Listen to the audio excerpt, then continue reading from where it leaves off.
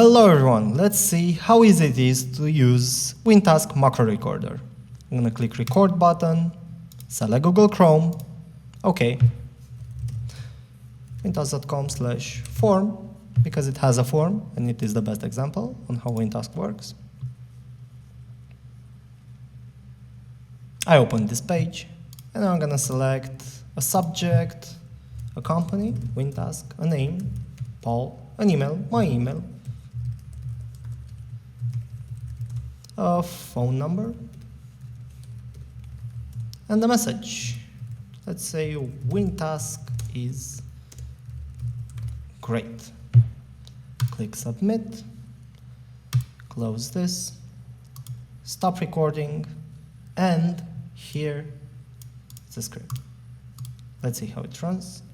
It asks me to give it a name. Let's call it WinTask macro recorder. Click save,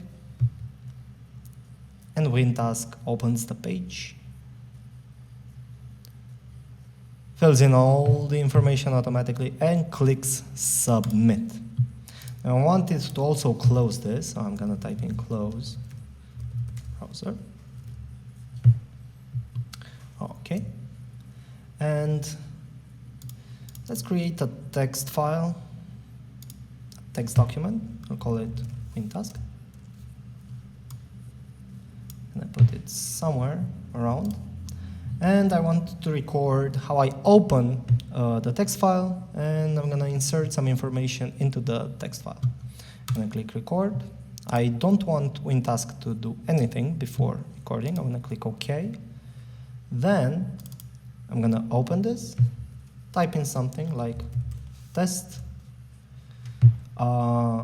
I'm gonna insert a time and date by clicking on edit, enter. I'm gonna press F5, insert the time again.